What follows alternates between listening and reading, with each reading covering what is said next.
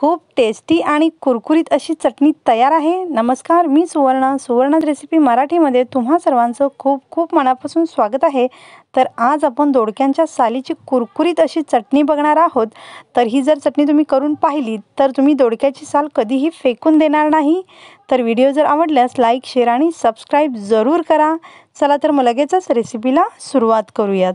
तर इथे मी 4 दोडकी घेतलेली आहेत आणि दोडकी स्वच्छ धुवून घेतलेली आहेत आणि त्यानंतर आपल्याला या दोडक्यांची साल किंवा शिरा या पूर्ण काढून घ्यायच्या आहेत।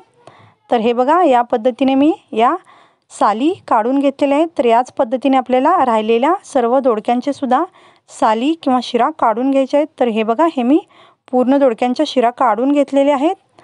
तर आता आपण फोडणी करायला सुरुवात करूया याची। तर इथे मी पॅन गरम करत ठेवलेला आहे आणि त्याच्यामध्ये अगदी 1 चमचाभर आपल्याला तेल टाकायचं आहे आणि तेलावर 1 छोटा चमचा जिरे आणि 1 चमचा तीळ टाकायचं आहे आणि त्याच्यावरच आपल्याला हा जो दोडक्याच्या सालीचा आपण किस काढलेला आहे किंवा साल किंवा आपण शिरा सुद्धा म्हणतो याला, तो किस आपण याच्यावर टाकून चांगलं परतून घ्यायचा आहे। गॅस आपल्याला बारीक ठेवायचा आहे आणि बारीक गॅसवर आपल्याला अगदी 1-2 मिनिट याला परतायचं आहे। तर छान असं कुरकुरीत हे ज्या शिरा आहेत त्या होतात।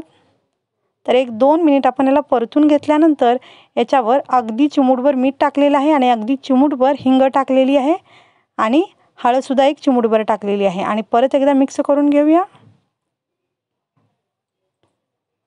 आता याच्यामध्ये आपल्याला तिखट टाकायचं आहे। तर तुमच्या आवडीनुसार तुम्ही तिखट यामध्ये टाकू शकताय। तुम्हाला आवडत असेल तर तुम्ही मिरची सुद्धा टाकू शकताय किंवा सुकं खोबरं सुद्धा याच्यामध्ये तुम्ही किसून टाकू शकताय। तर हे छान कुरकुरीत असं झालेलं आहे मिश्रण। तर आता मी गॅस बंद करून घेते। गॅस मी बंद केलेला आहे आणि छान आपली कुरकुरीत अशी ही चटणी तयार झालेली आहे। तर तुम्ही जरूर एकदा करून पहा, खूप छान आणि चविष्ट टेस्टी लागते ही। तर आता आपण ही चटणी काढून घेऊयात।